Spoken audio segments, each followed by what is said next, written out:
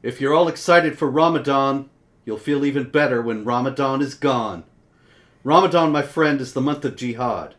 They say it's peaceful, but that's all a fraud. Welcome to This Week in Jihad, Ramadan, Week 1, Day 1, first iftar time. Thank you all for joining us. We have with us again the great, the one, the only, Dr. David Wood. Good morning, David.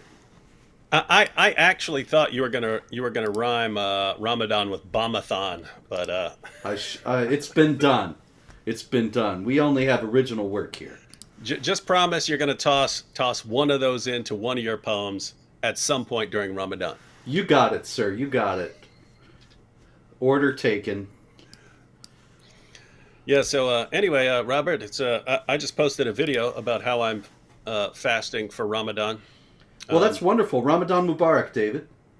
Yeah. I'm on a schedule where I stay up at night and then sleep during the day. So I'm already on a Ramadan schedule, and it's I can't gorge myself the way they do when they're fasting, but you know. So you won't gain the Ramadan paunch. No, I won't gain that or get the Ramadan diabetes or any of the other problems that that we hear about. Yeah, all that self-denial, man, it's tough. Yeah, it's tough. I figured out I had to figure out how to put it because they're claiming, fasting is associated with abstaining. And so I said, well, technically they are abstaining. They're abstaining from not gorging themselves with food. Yeah. And then it works. So, yeah. I mean, at least until sundown. Well, no, they're abstaining from not gorging themselves. Oh, right. Yes. So ordinarily they don't gorge themselves with food, but Ramadan gets here and they have to abstain from that self-controlled behavior. That's a beautiful thing. There's so much we can learn, David. It's so powerful. Yes. I named it. I started calling it trans fasting. That's it. That's perfect. It's feasting that identifies as fasting. That's absolutely great. Just like Islam identifies as a religion of peace. It's like that with everything. We're doing the exact opposite of what we want you to say we are. Which, Yep. You could do that, but at this point I don't even understand how they complain about the LGBTQ stuff. Yeah, because it's a trans religion, really. Yeah, I mean everything we've learned from Islam since 9/11 is that you can always do or be the exact opposite of what you want everyone to say about you. So you get sorry, you keyboard jihadis, you don't get to complain about LGBTQ stuff ever. Just scare everyone into being afraid to say the truth, and you're there, celebrated, given awards, feted. It's all there. Anyway, we got some jihad this week, unfortunately, David. You'd think they would have waited for Ramadan. But I did want to start with some good news, unusual for this program. In Sweden, we spoke a few weeks ago about how the police had unilaterally disallowed the burning of the Quran. In this context, I always emphasize, I'm not really a fan of burning books. I'd rather people read the Quran, actually, and understand it. And I think that would help people to realize what a deep threat the people who believe deeply in the Quran can be. But in any case, burning the Quran is a matter of the freedom of expression, and the Swedish appeals court has just overruled the police and said that actually burning the Quran is allowed by law. Wow. Yeah. No. I mean, normally in these situations, people just don't care what the law is. They just make it up as they go along. But that is interesting. I was surprised. The flip side of that is that in Britain, Rasmus Paludan, the famed Danish freedom fighter who has been burning the Quran, he has been barred from the country. And so Rasmus joined the club. I was barred from Britain 10 years ago, actually, for the crime of wanting to lay a wreath at a memorial for drummer Lee Rigby, who was murdered by a jihadi on a London street, and the jihadi then explained with his bloody cleaver in his hand why he did it, quoting from the Quran and so on. So anyway, that's I mean, you guys should have some sort of meeting or something, like some sort of not annual... in London though. Yeah, you can't. But like people who've been banned, maybe like meet in Malta or something like that. Yep. Or even just to tease them, in Dublin or someplace really close, that, and make them think we're going to try to get across. Like I would want to go to Britain, I'd rather get my fingernails pulled out, but whatever. Yeah, or go to France, but like where you're close to the UK, and watch them like line up troops to keep you out. They know the real threats. They're on top of things in the UK. I think in context now, David, we're going to have to start with the stupid infidels in the UK stories. Hey, one second, because along those lines, I just thought of a funny skit idea. Will be at the British border. We can even make it up and have one of those dumb palace guards with the giant hats who don't move or something like that. But you show up, and Osama bin Laden shows up. Yes, and they say welcome, because I actually have a long list at Jihad Watch. I should publish it again, of the jihad preachers that have led into Britain since I was banned. And so I see this. I got to put this up, David. You're not missing anything cuisine-wise, Robert.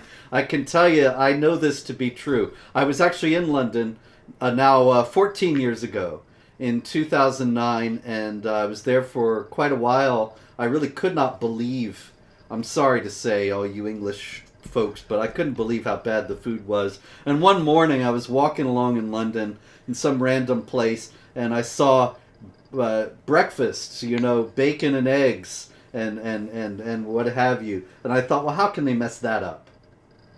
But they put beans in it. They put beans in it. That's what they do. Yeah, but not only that, the eggs were not chicken eggs. I don't know what they were, but they were not the eggs that you expect there to be. I was and the bacon would make you convert to Islam.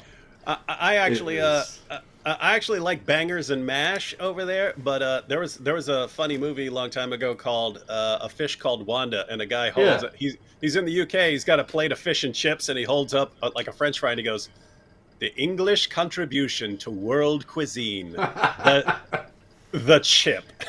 That's it. I think isn't that the movie where the guy eats the goldfish? Yeah. That was Otto. He won the Oscar for that. That was Kevin Kline won the Oscar. Well, that's probably because the food in England was so bad that he figured the goldfish would be better. Anyway, he ate a green one and he goes, "Ew, avoid the green ones." He goes, "They're not ripe yet." Oh dear. Funny stuff. All right.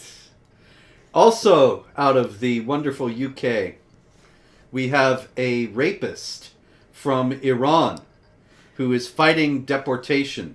And what do you think, David? Did he win? I'm gonna go with yeah. You can't go wrong betting in this way with the British. A judge ruled that he could be persecuted in Iran, and therefore he was allowed to stay in Britain, even though he apparently lied through the entire proceedings, and everything he was saying about himself and his situation turned out to be false. Nonetheless, they're more worried about his well-being in the hypothetical situation he would face in the Islamic Republic of Iran than they are about his potential victims in England. Now, notice the assumption, by the way, right? The assumption that everyone in this situation is governed by is, even though everything you've told us about your situation in Iran is completely ridiculous and we have no real reason to think that you'd be in trouble, it's still more likely that you'll be treated worse there for no reason than you'll be treated in the UK after raping someone. Yep. It's like you'll be rapists are treated better here than we'll just assume anyone's going to be treated in Iran. That's it. UK. Yeah, here's a good one too. Somebody says, if you take a small dinghy to the edge of British waters, the French will help you migrate to the UK. Now, it's certainly true. The French have been escorting people across the English Channel so that they can take up residence in the various hotels that the British government has commandeered to house the inundation of migrants that they have now. And yet, I suspect, as you said with your skit, that if Rasmus Paludan and I, or I alone, or Pamela Geller, or any number of people who were barred from the country were to show up, that suddenly the British police would be out in force. Where when the French are leaving these migrants there every day, you can't find a cop, a bobby, as it were. Hey, we should do a little social experiment. You publicly declare that after all these years of criticizing Islam, you've suddenly seen the power of the Quran as you were putting it together. And so you've converted to Islam and you've changed your name to Durka Durka Durka, Jihad, Muhammad Allah, Allahu Akbar, and see if they let you in then. And all of a sudden they'll roll out the red carpet for you. Yeah, that's true. They'll be inviting you to the palace and stuff. Lucrative speaking tour would be marvelous. Also in London, David, it's Ramadan, and for the very first time, can you see the screen today?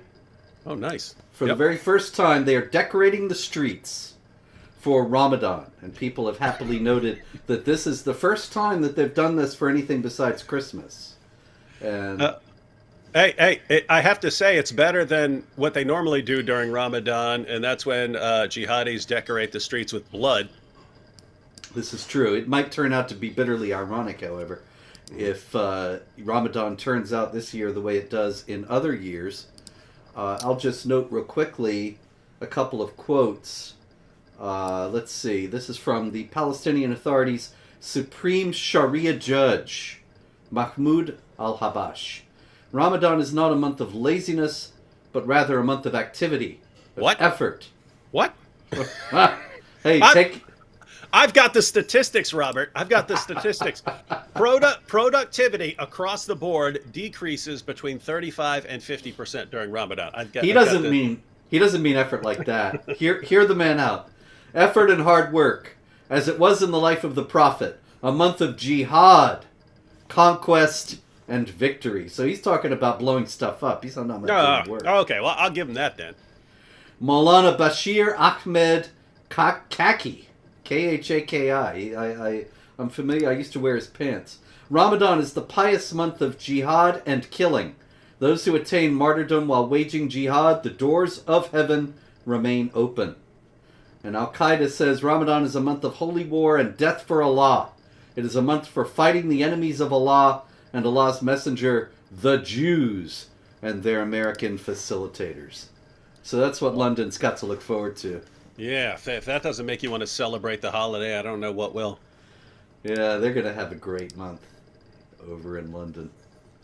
All right, also in Britain, there's a lot of stupid infidel stuff out of the UK this week, David. And we have Ajmal Shapal, who is on trial in Birmingham Crown Court. That's in the UK. That's not Birmingham, Alabama. That's a different thing altogether. We're talking about London and Birmingham over in England. And so Ajmal Shapal is actually on trial for... He praised the killer of Samuel Paty, the French teacher, as brave as a lion. Praised the killers of the Charlie Hebdo cartoonists and so on, you know. And anyway, Dan Posson Pounds.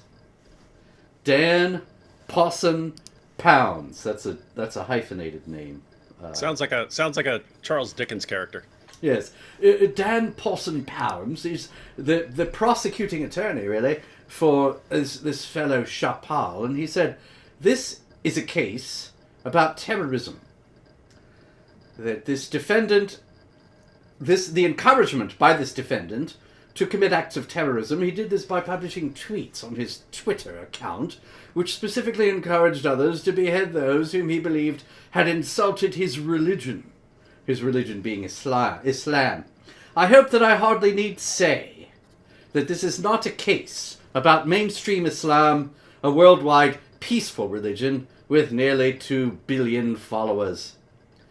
The focus of this case is on the beliefs and the actions of the defendant and others he was in contact with or referred to. That is part of that tiny, tiny minority of Muslims who have used religion to justify violence against others.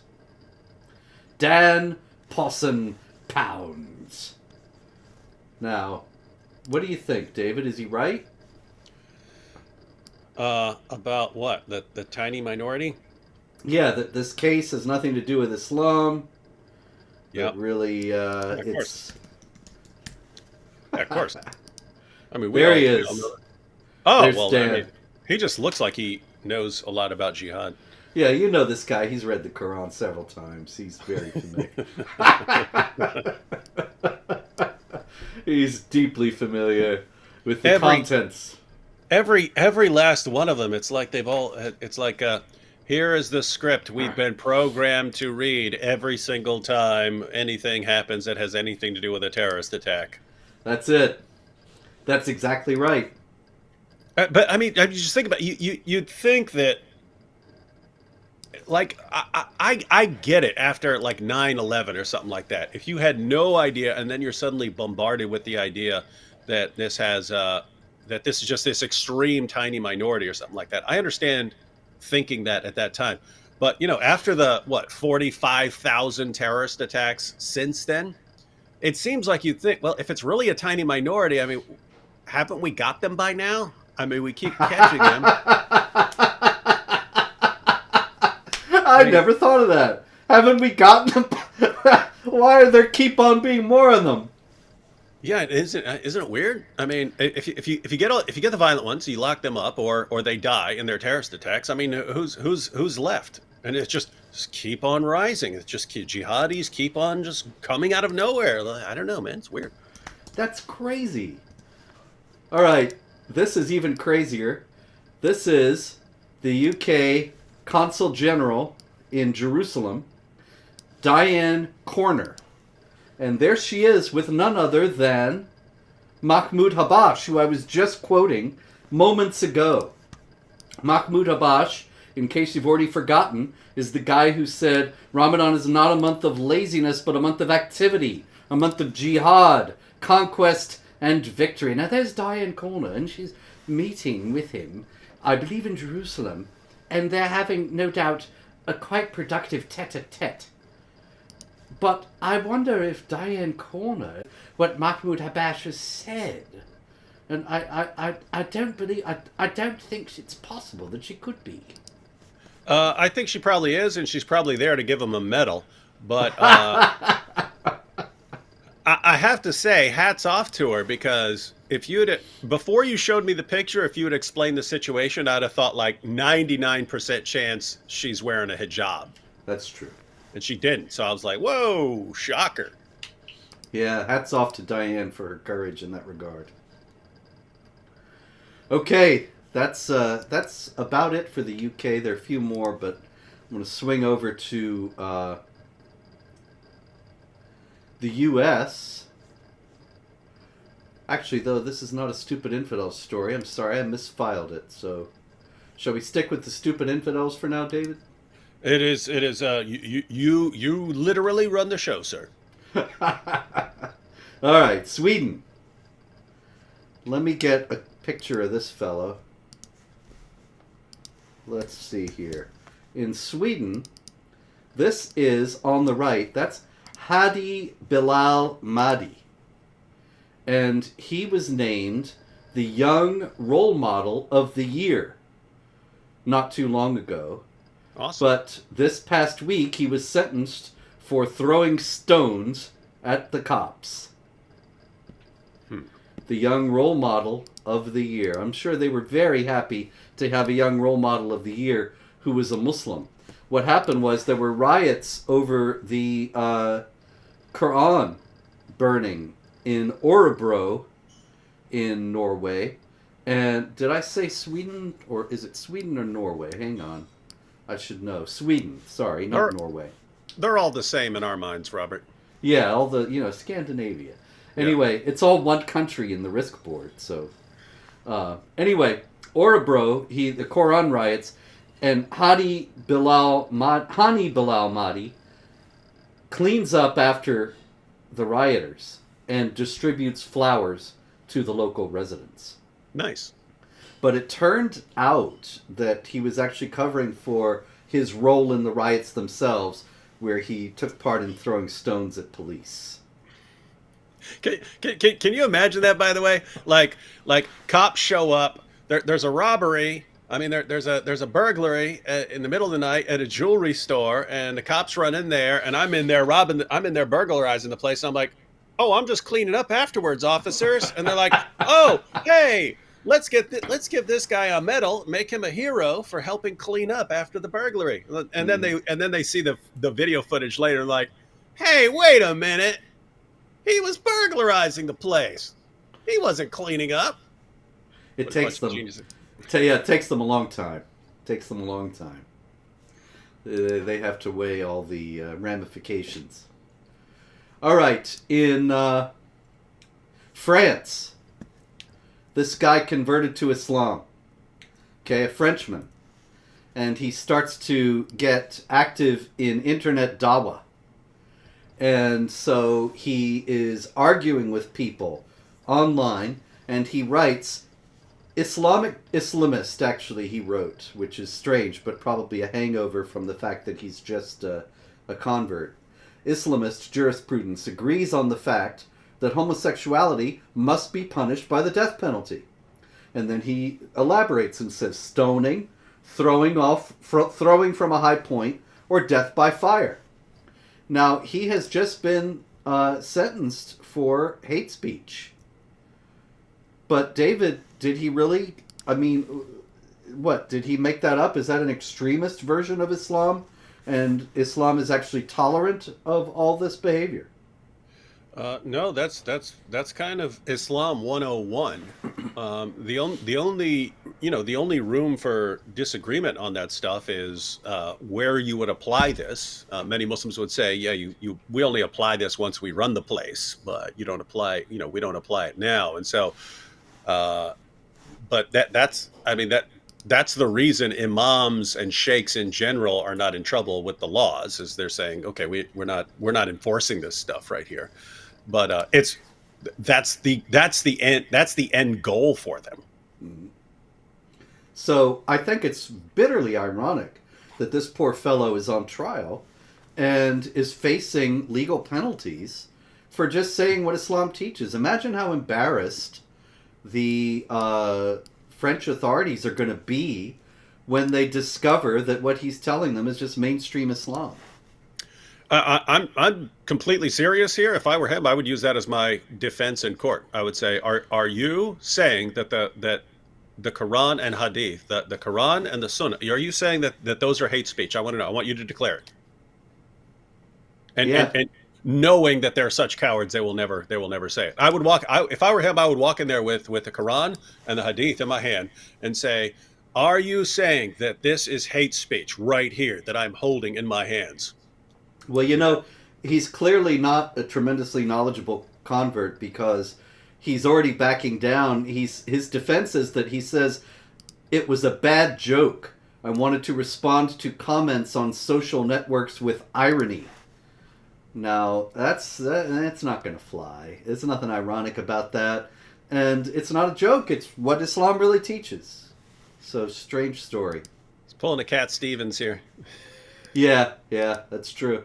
I just converted. I'm ready to kill everybody. Oh, now I'm catching a backlash. No, I changed my mind. Yes. Okay, let's go to some actual jihad. We're down toward the bottom of the hour, so got a story out of Yonkers, New York over here. I heard that one. Yeah, you saw this. Am I right? Because you were talking about it on the Twitter.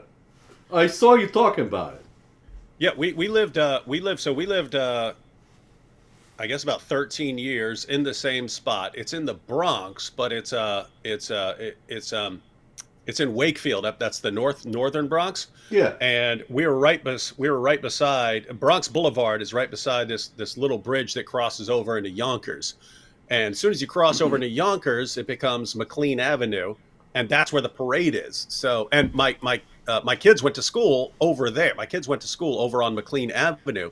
So my wife and kids would go to this St. Patrick's Day parade. I think as the school. I think my kids have been in that parade before. And then and then I see this brilliant jihadi was planning a terrorist attack there on cops and stuff, planning a bloodbath, and it's just it's like when it's this abstract thing, like, oh, jihadis might actually kill someone somewhere. Politicians and journalists and everyone can kind of look the other way. But how do you do that when it's something that like you could get killed in or your family could get killed in, right? Because I mean, if you're like New York reporters and stuff, I mean, think you could have New York reporters reporting on the St. Patty's Day parade there and so on, and somehow you're still just a racist, Islamophobic, hate-mongering bigot if you don't want your family to get slaughtered in the name of Allah at a parade. Yep, absolutely. Yeah, Redon Kola, an Albanian. And I lived actually in an area where a lot of Albanians lived in the Bronx. What'd you say his name was? Redon Kola. The official drink of Ramadan.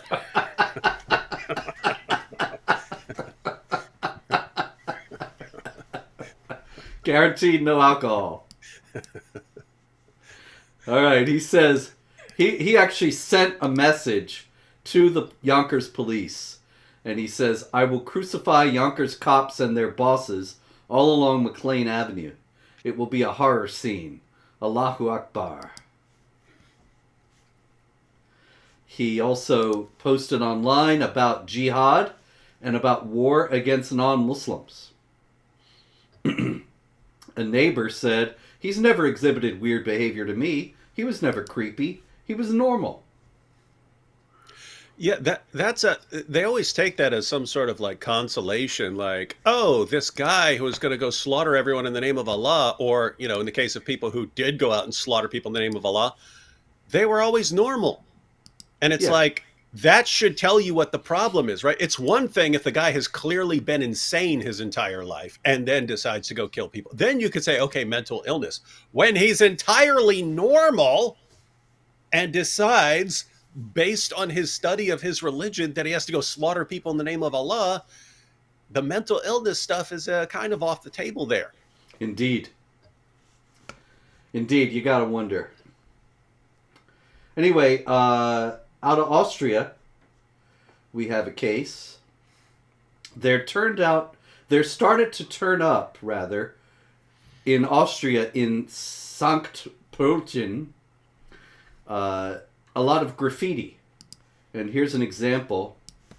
Der Islam wird gewinnen mit oder ohne dich. Islam will win with or without you. And you can see the Shahada there. There's no God but Allah and Muhammad is his prophet, written in the manner of the Islamic State, with the Muhammad is his prophet part in a circle. Underneath, there's no God but Allah. And the only thing that people could see about this guy, he left 12 messages of this kind in various areas. And he was captured on video, and they just said he's very short. So we have this pint-sized jihadi in Austria who was doing this. And then it turned out, when he was caught, he's from North Macedonia, and he is part of a group that was actually plotting jihad massacres in Vienna and Sankt Pölten. So, 12 graffiti messages, and it turned out that there was something quite disquieting behind them. And they knew he was short because he couldn't reach very high with his graffiti, I guess. Well, he was they saw him on the video. He had a hood over his head. But I was thinking like all the stuff was like low down. like the graffiti was all 2 feet tall. Well, when you look at it, I don't know how high that wall is, but it's not the graffiti's. Like what if that whole what if that is only 2 feet off the ground, right? You know what I mean? Yeah, it could be. Could be. Pint-sized jihadi. We've got a little guy. Uh, If anyone see him, if anyone you see him, he was from North Macedonia, Sam. Sam asks, he wasn't from one of the Stanistan countries? No, at least that's what they're reporting in what the reports I saw. Next door in Germany, I didn't want to catch this other stupid infidel story, David, but people will probably think that I'm just impossibly Islamophobic to even mention this as a stupid infidel story. But good news, feel-good story out of Dusseldorf. And this is on the Ellerstrasse in Dusseldorf, Eller Street. And they have put an Arabic street sign above, not below, of course, but above the German language street sign that also says Eller Street, Ellerstrasse. And I thought it was interesting to note that in the festivities, if you look at the picture here, the people who are clearly Germans are markedly older than the people who are clearly the Muslims. And I thought that is the pattern, isn't it? Yes. That was how actually the mass migration program was sold to Europeans, that when they're with their low birth rates and aging populations, these people would come in and do work when actually all they've done is come in and go on welfare for the most part. But why might it be something that they're going to come to regret, that they put up these Arabic street signs?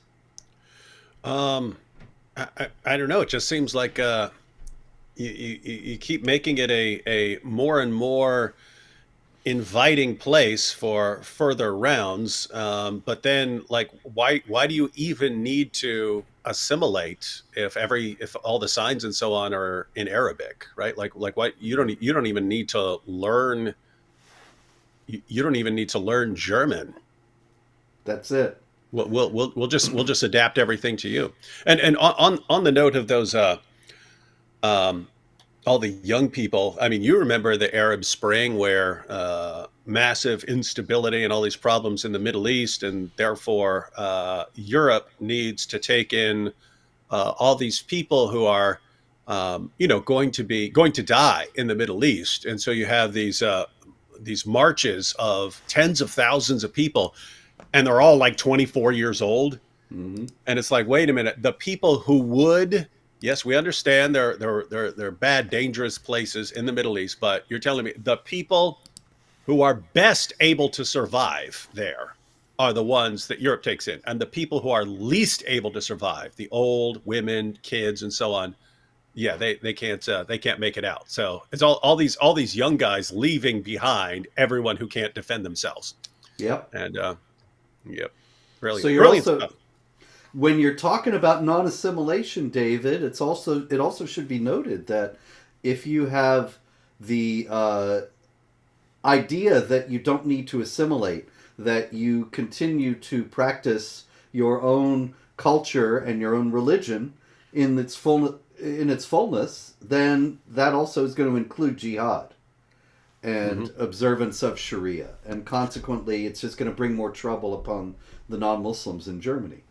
Yeah, and I mean, notice it's a big parallel, right? Because, I mean, there are degrees here, but the ideal, at least, the ideal in the United States for centuries has been the idea of the melting pot. It's people come from different places in the world, but it gets melted together into one kind of new thing that's got influence from everyone, but it's this new thing. Whereas in the UK, especially in recent decades, it's the idea, the goal is multiculturalism, and it's basically understood that if you come to Europe and you adapt to European culture, it's actually bad. It's bad because we've like robbed you of your culture. Therefore, we need to encourage you not to adapt, not to assimilate. But it's just like it's an outgrowth of that. Now you don't even want to say. Hey, you're coming to Germany, learn German. That wouldn't be multicultural. So now everything has to, of course, be in Arabic and so on. And that is how cultures commit suicide. Yeah, that's what we got here. And speaking of Germans, some German tourists decided to go to Israel on vacation. And they immediately rented a car when they got to Israel, and they drove to Nablus in the West Bank. And then their car was immediately surrounded and attacked by the Palestinians, who, because it was an Israeli rental car, you see, and so they saw Israeli plates, and they thought some Israelis have ventured into our area, started beating the car. You can see how they beat in the windshield. They were trying to pry open the door. Tires are flat. Tires flat. Tires are flat. These people just barely got out with their lives because the police were alerted and intervened. The Israeli police, that is. And so they had gone to Nablus probably because they are Germans. And what I mean by that is that in Germany, the government is very pro-Palestinian and anti-Israel, and is constantly telling the people how the Israelis are great oppressors and how the Palestinians are so oppressed and downtrodden. And this is the kind of thing that is going to happen, that the people, tourists, go to Israel from Germany and they think, hey, this is great. Look, now we're here, let's go to the Palestinian areas and say hello to our friends in Nablus, show our solidarity, and they end up becoming the focus of a jihad attack. Yeah, it's interesting. I mean, Germany has obviously changed since Hitler, but some things haven't changed, right? This love affair between Germans and Muslims. Yes, that has not changed. That's still, and this hostility towards Jews. No, it doesn't change. Yes. So even though Germany apologized, paid reparations, ostensibly has good relations with Israel, it still very much strongly supports the Palestinians, and probably has misled its people into thinking that they could do something like this, venture into these areas in an Israeli car and be unharmed. But by the way, I mean, it is ironic. You remember, of course, what Hitler said when he was his table talk, when what he was saying behind the scenes, but complaining. Why did we have to have Christianity here? It's weakening our people. It's making us soft. I could be conquering the world if it weren't for Christianity making everyone not want to go on a killing spree. And he specifically said, why couldn't we have the religion of the Japanese or the Muslims? And his idea was he still believed in this master. He was this master race. But if they had a different religion, one that glorifies fighting and dying, and then going to paradise and getting your warrior's reward of spending eternity deflowering virgins, why couldn't we have that? So I mean, think about this. This was his idea back in the day. If you combined this superior German race with the ideas of these jihadis, we'd take over the world. And here we are all these decades later, and what are the German people doing? We need more of this jihad ideology over here to mix it in with the German people. They're doing, my goodness. I mean, if you had laid out a roadmap, if you had laid out a contingency plan for Hitler, like, okay, I'm taking on the entire world right now, but if I fail, we need to plan for the future. What would the master plan for the leader of the master race be? It would be, we need the German people, but we need jihad. And if you give us that, we will take over the entire world. And what are they doing? What are they? Hey, let's make all the signs. Let's make all the street signs in Arabic now. They're setting it up, man. They're setting it up. Never trust jihadis and never trust Germans. I don't trust either one of them. Oh my goodness. Okay. Moving right along then. France. In France, 30 graves in the St. Louis Cemetery in Évreux, somewhere in France. A Senegalese national was arrested because 30 graves were desecrated. And Senegal is 97% Muslim, so it's a 97% chance that this gentleman is a Muslim. And in his desecration of the graves, he made sure to break the crosses that were on the grave stones. Why would he want to do that, David? I mean, that's a lifelong goal in Islam. I mean, that's what Jesus is going to do when he comes back. He's going to break all the crosses. Yep. And so he is just doing what a prophet would do. And we are told in the Quran that Abraham is an excellent example and that Muhammad is an excellent example. There are some exceptions made for Abraham in chapter 60, but none for Muhammad in chapter 33. They are both excellent examples. So by extension, also Jesus would be an excellent example, the Muslim prophet that is, when he breaks crosses. Also in France, a Muslim who is on the S-File, which is their terror watch list. And he has a history, a record, they say, of Islamist radicalization. He walked into a church, and what do you think he did, David? Sorry, a song just entered my head. Stepped into a church I saw along the way.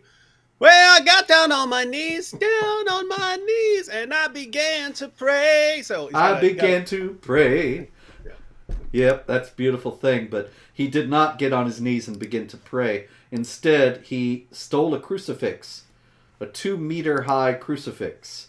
And this crucifix supported a wooden Christ dating from the 17th century. And he went around the corner outside the church and broke it into pieces. Here again, we see the common thread there, break the cross. In Uganda, we also see Christian interaction between Christians and Muslims. Mosque leaders in Uganda invited a Christian preacher to debate. And they did a debate. And after the debate, 37 Muslims converted to Christianity. So it was a very effective debate for this Christian, Pastor Arthur Asadi Babi. And so after 37 Muslims converted to Christianity, the people who invited him to debate came and beat him senseless. They didn't kill him, but he was 8 days in the hospital, has injuries to his neck. Why might there be injuries to his neck? I suspect you know the answer to that, Robert. I was thoroughly flummoxed, Dave. I have no idea. Why injuries to his neck? Weird stuff. Yeah, it's very strange. The world may never know. When you meet the unbelievers, strike the necks, folks. That's what it says in the Quran, chapter 47, verse 4. So that's what this guy did. Okay, let's see. Interesting case out of Iraq, David. Iraq banned the import, production, and sale of alcoholic beverages. But Iraq still has, although it's substantially reduced in the last few years, they still have a sizable non-Muslim population, more sizable than in some of the neighboring countries, not Syria, but some of the neighboring countries. Christians, Yazidis, Zoroastrians, Mandeans. I studied those Mandeans in college. Man, that's a very strange religion. I got their holy book out of the library. I didn't understand a word of it. But anyway, any Mandeans here can explain it to us. Maybe we'll talk about that soon. But in any case, they protested, and actually the protesters went out and chanted, Iraq is not an Islamic country. And that is true in the sense that it's not a Sharia state. And so they're giving fines up to $19,000 for drinking alcohol, which is not the Sharia punishment either, as far as I know. But in any case, it's interesting to note it's that in a lot of these countries where Sharia is not the law of the land, it nonetheless has such a strong cultural influence that laws like this can be passed. And then the people who think, hey, I'm here, I'm okay because it's not a Sharia state, they find out that their position is a bit more precarious than they may have imagined. Yeah, it's and that does seem to be the underlying method of Sharia. It's if you can impose this in all its glory, like in Afghanistan, then you do it. If you can't, then impose it as far as you're able. Mm-hmm. And I mean that's the case even in like Canada and the US and UK, and let's get it as let's go as far as we can with it at this time. And then, it's the same thing when we talk about Nigeria, like here's the dividing line, and they keep trying to push it further, but they do that not just with land as well. It's with laws and everything else. You just, okay, here's the line, here's as far as we can go right now, but we want to keep pushing that just a little farther each year as time goes on. And before you know it, you're in a Sharia compliant hellhole. Yeah. And so we go to modern Indonesia, which is how it used to be referred to all the time, but it's less often called modern Indonesia now. And in northeastern Indonesia, the northeastern portion of Borneo Island, in North Kalimantan province, Tarakan City, Salumet village, Mawar Sharon Christian Church was building a new building. But the local Muslims actually blocked the construction of this new church. Why might they have done this, David? Well, that's part of Sharia. You can't even repair a damaged church under Sharia. If you have a church and part of the roof falls in, you can't even repair it.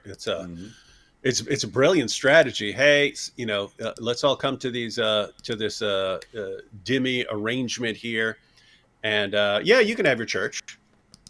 You just can't repair it anymore, and you can't build any new ones, and you can't repair the old ones. Well, guess what? You let things set for a couple centuries, and no more churches.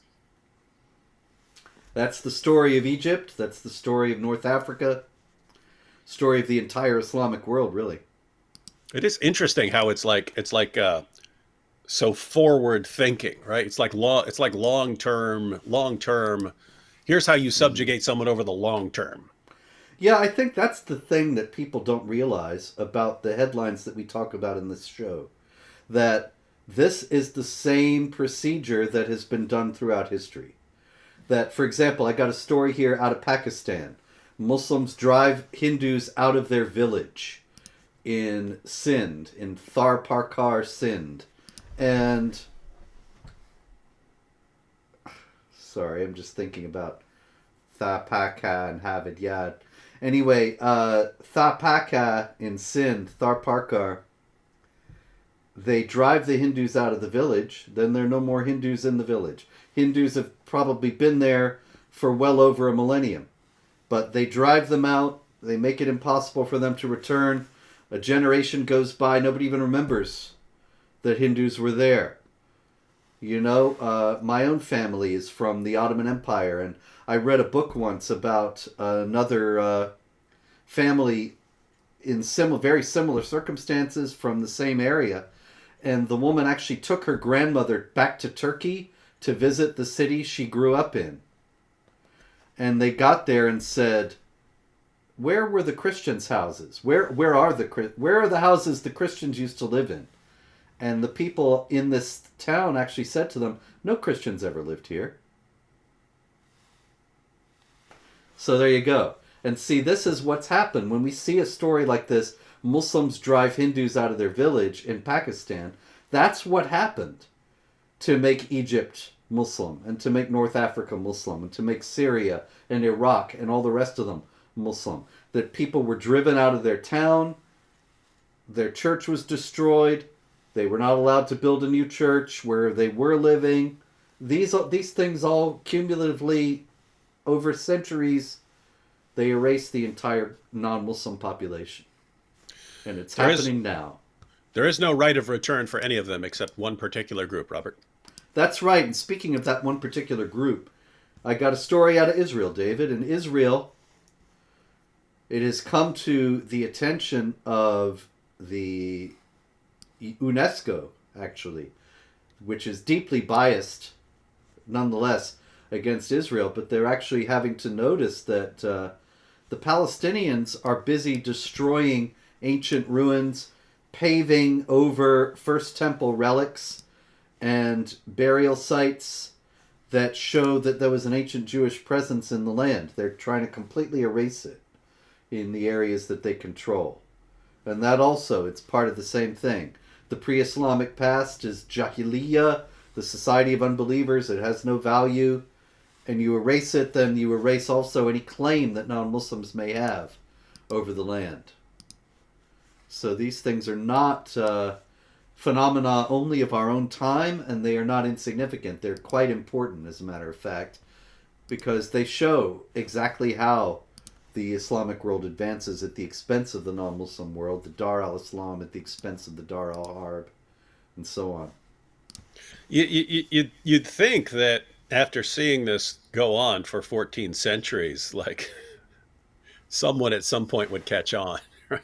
You'd think. It's like, I mean, it's like if you were, let's say you're NFL, NFL team, and you're playing against another team. Imagine another team that just always ran the exact same play for the entire history of the NFL. They run one play over and over and over again. It's like, how do you still not prepare for that play? Like, and still the play catches you off guard every time. You're like, whoa, yes. I can't believe they did that. It makes no sense. Yep. Every opposing coach always says, the one thing we know they won't do is run that one play. Yeah, well, they won't run that one play that they've been running consistently for forever. And if you say that they're going to run that one play, they kick you off the team. See, these are the skits we need to make, right? We actually have two football teams, and one team just keeps running the exact same play, and the other team is just baffled. I love it. Or better yet, someone just comes along and tells the coach and the players, if you think they're going to run that play that they've run 10,000 times over and over again, the only play that's in their book, and even though you have their playbook, someone smuggled a copy of their playbook and they've only got one play in it, if you think they're going to run that play, you're evil. And then just because they're told that, they never prepare for the play. Yeah, you get banned from the league if you say they're going to run the one play they actually run. Roger Goodell steps in. And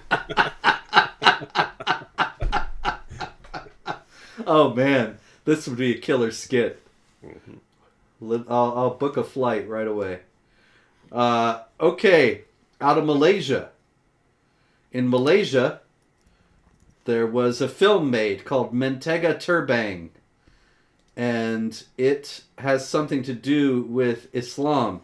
People are saying that it insults Islam. And so the film director actually had his car vandalized. People threw acid on his car and threatened to kill him in a follow-up because his film is insulting to Islam. And obviously that's the same old story, is it not, David? Yep, that's the one we keep hearing. That if you have a problem, you have somebody who has done something you don't like, resort to violence. That is the first and only response. Another very similar story out of France. There were a couple of journalists, Ophélie Meunier and Amin El-Bahi, who went into a no-go zone in France and reported on it a few years back. And now 10 Muslims have been arrested for threatening to murder these two reporters. And they've been charged with aggravated harassment because they reported on a no-go zone. Does this mean there are no no-go zones? Or do you think that they think these people were lying? Yeah, I don't know. I heard that so many times, Robert. I heard that so many times that there are no no-go zones in Europe. So there can't be. Yeah, there can't be. Because that's what I heard. So it must be true. Mm-hmm. So So the real thing, the problem here is slander. And we have to understand that slander, as defined in Islamic law, is not saying something false. It's not lying about somebody. It is saying something about them that they do not want you to know. David, people keep saying I'm breaking up. Am I breaking up? No. Well, not I'm for me. sorry. Folks, I'm sorry I'm breaking up, but we're almost out of time here, so we're going to do the big breaking up pretty soon. I apologize for the poor connection. I live out in the middle of nowhere, and that might have something to do with it, but it's late to try to fix it now. Well, it's also possible that that's on their computer, so. Okay. That may well be. John Doe said sound is fine.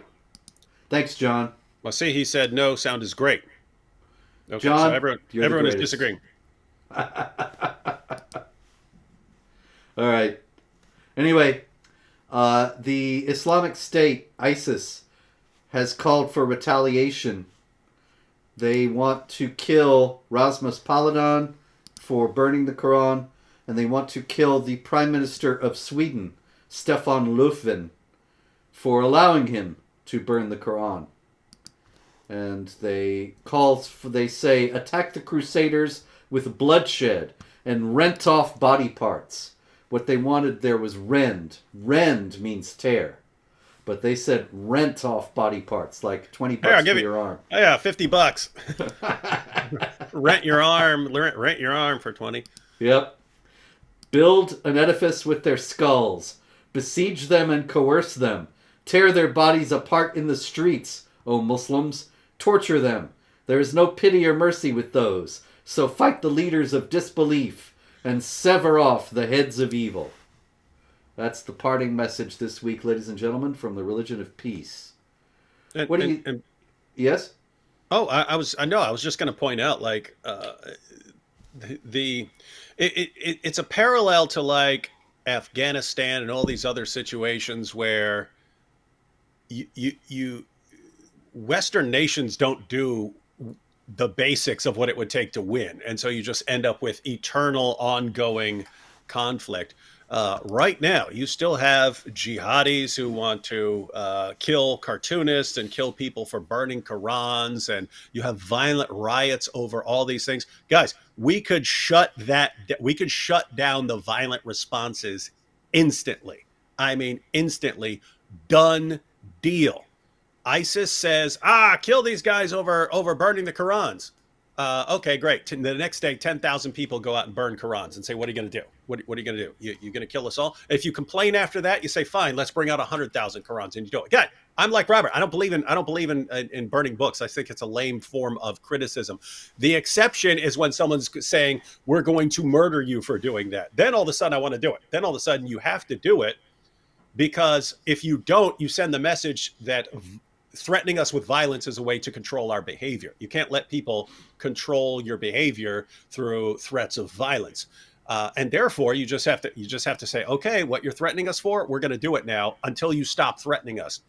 And if people kept escalating their insults or cartoons or whatever it happens to be in response to threats escalating, guess what? The point of the threats is to get you to stop doing something.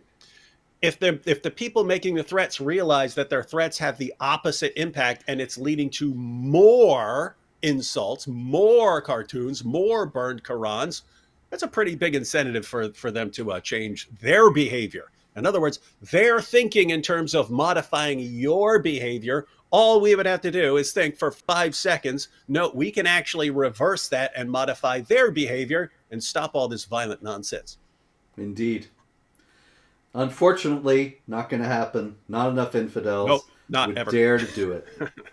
Meanwhile, though, with that ISIS threat in mind, the head of CENTCOM, the U.S. Central Command, Military Command, General Michael Kurilla, says that the Islamic State Khorasan province, which is ISIS in Afghanistan, will be able to attack the United States in less than 6 months. So we might see them renting body parts in the United States sooner than anybody would want. In any case, on that happy note, Pray, hope, and don't worry. And if there is any, in the unlikely event that there is jihad during Ramadan, yes, David. Oh, I just wanted to point out House of Hikmah, everyone. He's going live, and he says going live in about 20 minutes. So I'll probably jump on there with him. So if anyone wants to chill and hang out afterwards, we'll be over on House of Hikmah. You can see this. House of Hikmah, ladies and gentlemen. House of Hikmah. And if there's any jihad during Ramadan, which is virtually inconceivable, then we will likely, God willing, be back at this space next week. Same time. Same channel. God bless.